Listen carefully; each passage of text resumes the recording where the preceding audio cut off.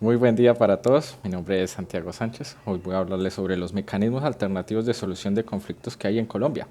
Pero antes de ello vamos a conceptualizar algunos datos básicos para entender qué es esto de la conciliación y qué efectos tiene. Para ello debo explicarles qué es la cosa juzgada. La cosa juzgada es la posibilidad que tienen estos acuerdos de conciliación celebrados ante un conciliador, un amigable componedor o un conciliador en equidad.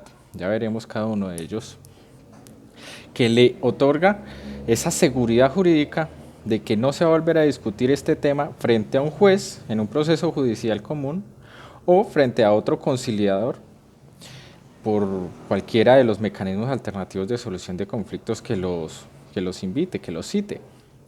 De igual manera, por medio de esta vamos a tener esa seguridad que no vamos a volver a hablar de lo mismo.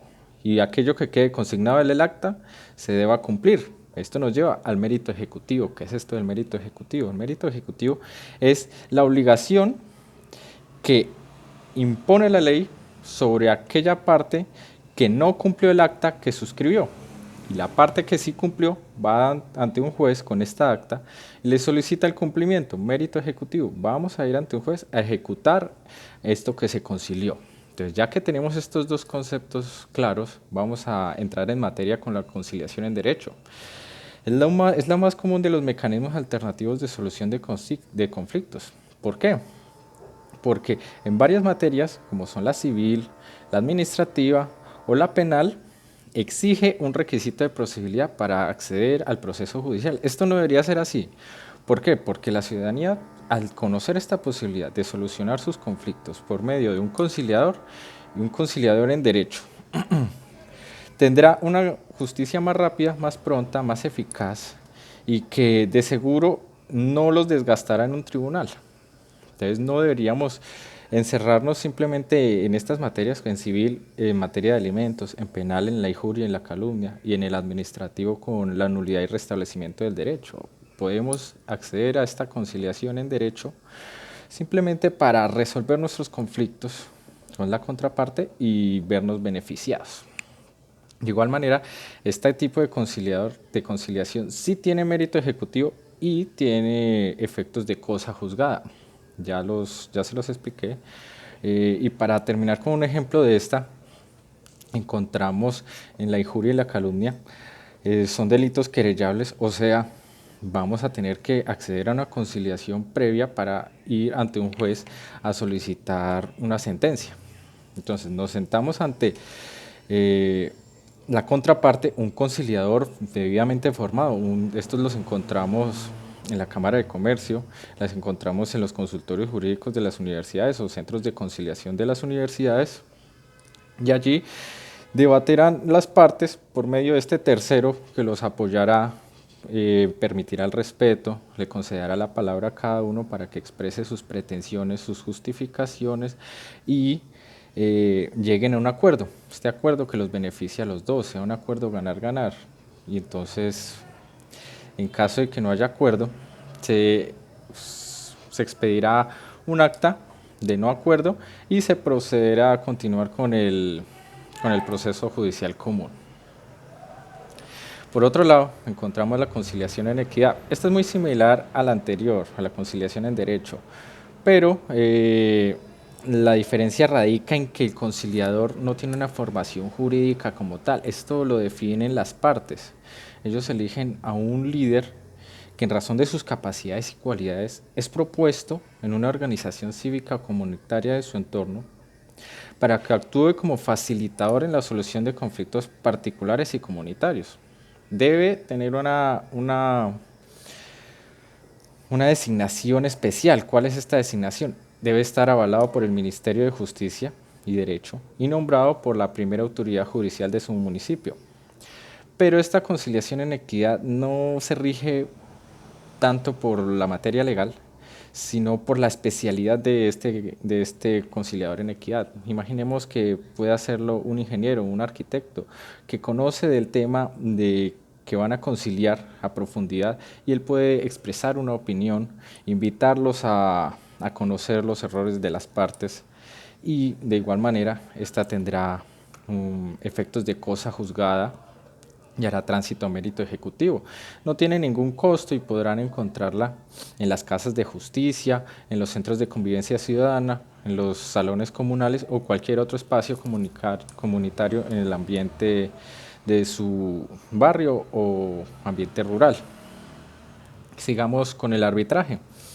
El arbitraje es muy similar a las anteriores dos. La diferencia, ya no vamos a conciliar delitos, alimentos, vamos a conciliar problemas contractuales o comerciales. ¿Por qué nos especificamos en este tema? Porque el arbitraje tiene un costo alto, por ello tratamos temas donde las sumas son considerables, son sumas suntuosas que pueden llegar a afectar los intereses de la contraparte y por ello suscriben un acta la cual los lleve a un tribunal de arbitramiento. ¿Cuáles son los tribunales de arbitramiento? Las cámaras de comercio, por lo general en el país. Pero ¿por qué ir a un tribunal de arbitramiento? Porque es una justicia rápida. No va a durar más de 6 meses este litigio. Por ello la suscriben empresas grandes o grandes comerciantes que celebran negocios mercantiles. Y en caso de que alguna de las partes incumpla, colocan esta cláusula de arbitramiento. En caso de que alguna de las partes incumpla el contrato, vamos a solucionar el conflicto en un tribunal de arbitramiento y no en la justicia ordinaria, porque la justicia ordinaria tardará por lo menos 3 años en solucionar el conflicto, mientras el tribunal de arbitraje impondrá un término de 6 meses.